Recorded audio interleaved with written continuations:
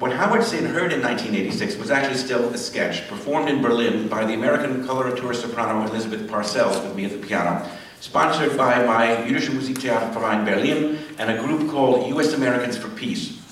On May 4th, 1986, the 100th anniversary of the Haymarket riot in Chicago, for which a number of anarchists were blamed, framed, and unjustly executed, prompting what Emma would call her spiritual rebirth and discovery of anarchism as a philosophy she was ready to give her life for. As Americans living in the 1980s in Europe, where jobs, singing, and playing in theaters were not quite as difficult to find or to live on as in the US, many of us felt ourselves to be in a kind of economic exile, and identified with Emma and her political exile from the America she loved.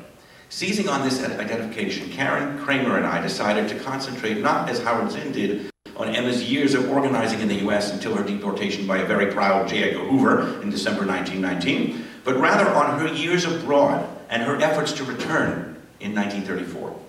She succeeded in those efforts, though only for 90 days, largely due to the work of a committee organized by Roger Baldwin and a lady in Stony Creek, Connecticut named Mabel Carver Crouch, about whom we've not been able to discover very much except for a handful of mostly handwritten letters, very hard to read, at the Institute for Social History in Amsterdam. Even a trip to Stony Creek, Connecticut turned up not very much. The committee to bring Emma Goldman back to America included, among others, the Reverend John Haynes Holmes, whose portrait is right there.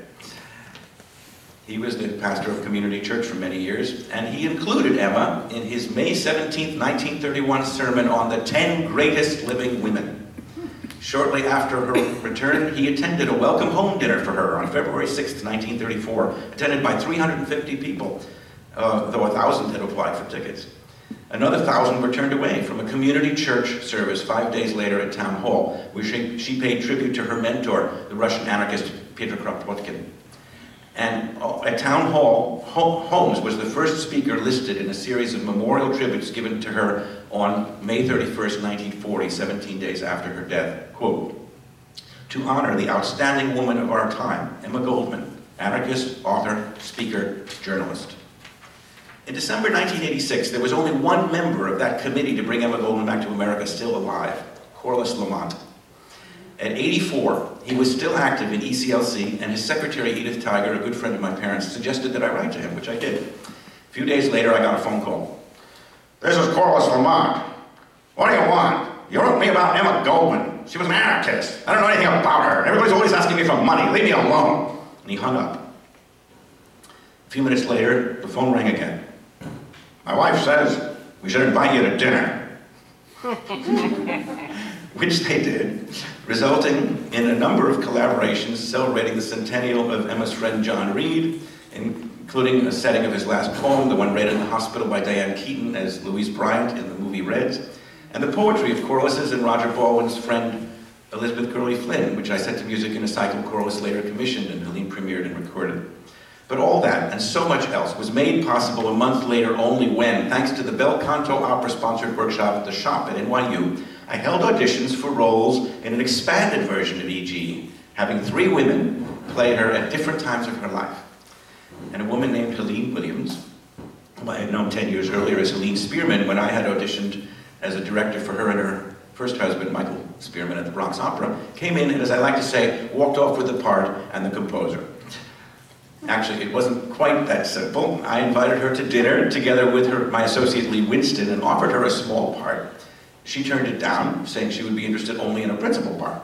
Whereupon I handed her the score to a song and said, "Go home, learn this, and come back and sing the shit out of it, and the part will be yours." Which is exactly what she did.